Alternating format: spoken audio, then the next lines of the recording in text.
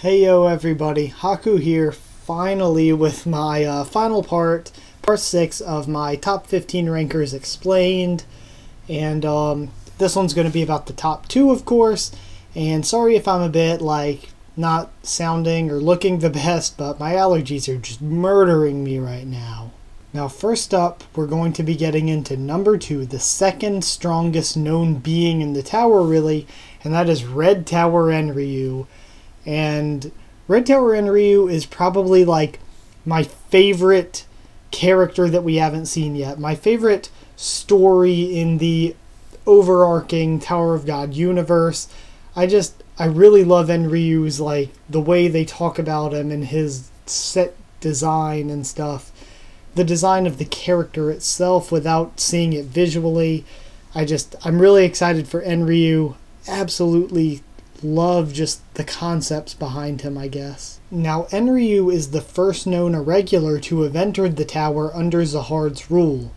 Now, technically, Zahard and the 10 family heads are irregulars, technically, but because of the contracts that they've made and the way that they've set themselves up in the tower, they're generally not considered irregulars. They're generally just considered regulars because of the contracts they've made and the way they've set themselves up, even though they and their offspring and the princesses of Zahard get certain liberties that normal regulars don't, like being born with a contract. Enryu, however, is the first known irregular, the first to come in since Zahard and his 10 families that was different, and just to be given that title of irregular. And he killed the guardian of the 43rd floor for no known reason. Nobody knows why he did it, and up until that point, everyone thought that guardians were immortal. They thought that they could not be killed. And in my opinion, there's still a big possibility that they are immortal and can't be killed, and that he really just injured it and it went into sort of a dormant state in the thorn, because where he killed it at, the thorn was left behind in that location. Enryu was originally ranked number 1 with the sobriquet of Guardian Murderer, and then later he was knocked down to 2nd, and his current sobriquet, Red Tower, is sort of, it's Red Tower because, wherever he goes, the Shinsu around him sort of radiates red. The Shinsu that's around him turns red. So, that is, of course, I guess that's kind of a really simple explanation. He's called Red Tower because the Shinsu around him turns red. Enryu is he's very handsome and very popular, and he's really idolized for his beautiful and graceful fighting techniques. The whereabouts of Enryu and what he's currently doing are all unknown, but again, I kind of have a prediction. I think we may see him on the 43rd floor during that arc, even if just like a cameo or a quick showing up and leaving, we may see him in some way. What was it? He fights by raining down thousands of spears from the sky in a technique called Red Rain. His power is also called heretical because it doesn't make sense the way that he controls Shinsu, because he can control Shinsu better than Guardians. And to control Shinsu better than the Guardian of the floor, you would have to be able to do that to kill the Guardian, but it doesn't quite make sense that there'd be a person who can control the Shinsu better than the Guardian itself can. So that's why his power is deemed heretical. Also, Enryu is the only known person to be able to create life out of Shinsu.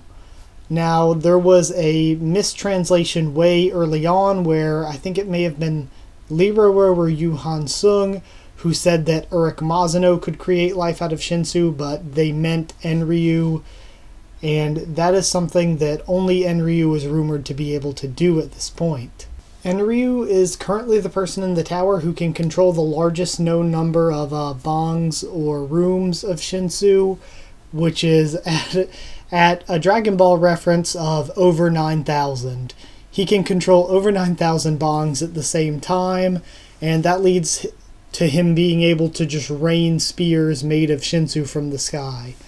So that is just the coolest power, in my opinion. That is just so awesome, and I'm really excited to see Enryu.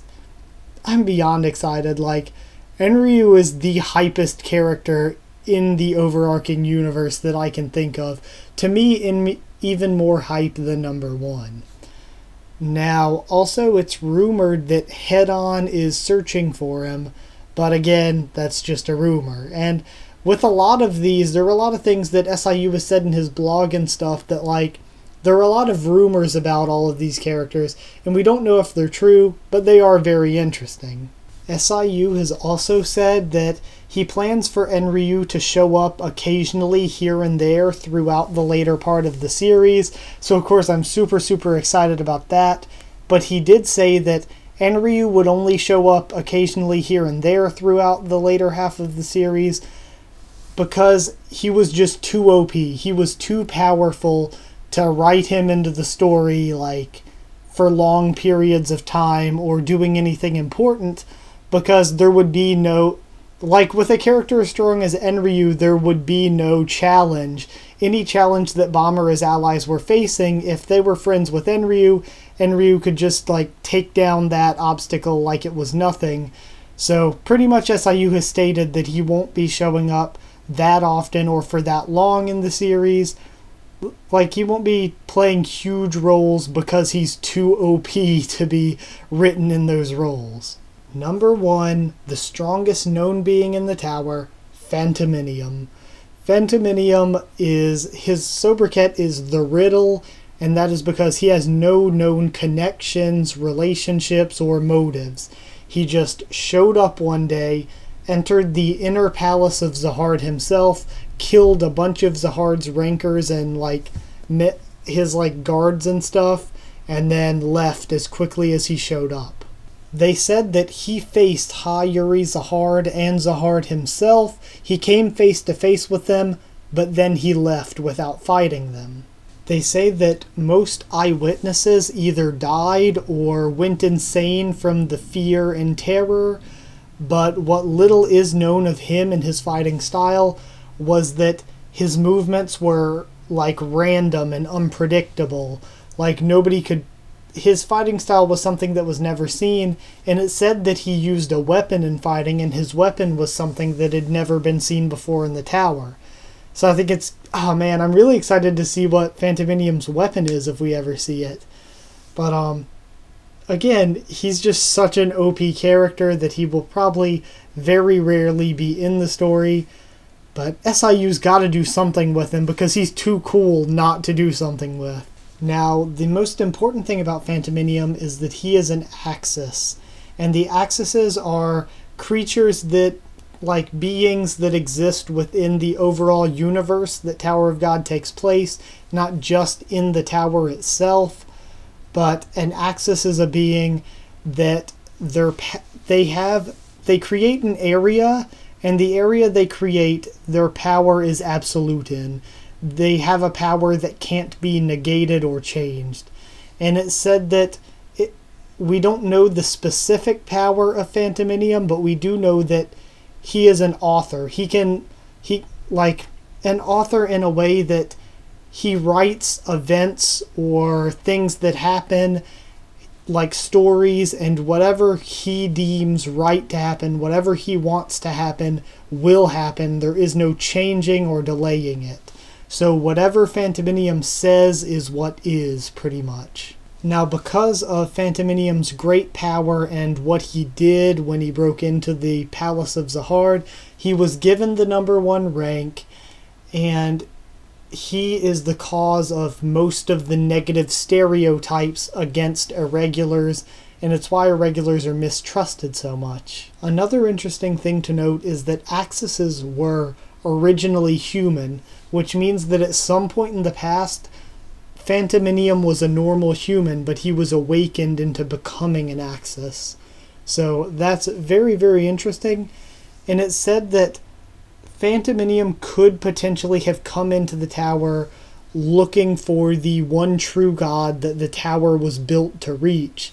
And that's something that what we've seen in the story is this. It's so small. Then we have all of the outer tower and stuff where just people live in all these countries, like where Joaquin was, and that's so much larger. Then up into the end of Zahard's empire at the 134th floor, 135th, even higher. Then there are floors even beyond that, and even beyond that there's the greater story of what's beyond the 135th floor. What hasn't anyone seen yet? Why is the tower here? What was it built to reach? And a lot of the theories are that Phantominium went higher than the 135th floor. He went to find the one true god that this tower was built to reach. And another theory that's out there is that the god that the tower was built to reach, his area of effect that his power affects is the entire tower, and his power is that he created Shinsu, and so Shinsu and people who manipulate and use that are an extension of his power, and so Phantominium could potentially be killed by people in the tower because they'd be using Shinsu, which is another Axis's power. And that leads into a discussion that a lot of people in the tower have, because they don't know what an Axis is or anything about an Axis, so they always assume that maybe if Enryu were to ever find Phantominium, he could kill him. But as fans, knowing that Phantominium is an Axis, Enryu wouldn't stand a chance against his, absolute power. And the only chance that Enryu would stand is if it is indeed true that Shinsu is an extension of an Axis's power, and maybe in that case, just maybe, in manipulating Shinsu, Enryu could stand a chance. And also, Mazano, he thinks himself, he went out searching for him, and he wanted to be number one and prove that he was better than him in a fight, but it's pretty much been stated a million times that Mazano stands no chance at all. He is nowhere near the strength of Phantominium. And that is it. I really hope you guys enjoyed this final part of my top 15 rankers explained. Yeah, I really hope you enjoyed it. And put down any suggestions of what you want me to do weekly after this, because I do want to keep doing 2 Tower of God discussions. I just don't know what else to discuss now that this is done with. So if you have any good ideas, let me know. Because you guys always have really good ideas for these, and I want to do videos on what you want to see, you know? But I believe that's it for right now. So I thank you all so much for watching. Like if you did like it, comment down there with your suggestions or what you think of these 2 amazing characters, what you thought of my thoughts on them, even though this was mostly just the facts. Subscribe for more, man, I messed that one up. Subscribe for more Tower of God, The Walking Dead, and One Piece content. I do at least 3 videos on each every single week. Yeah, so subscribe if you want any of that. Follow on Twitter if you want to as well for updates and stuff like that. Thank you all so incredibly much for sticking through all of this, for watching. I enjoyed making it, and I really hope you enjoyed watching. Thank you so very much. I will see you all next time.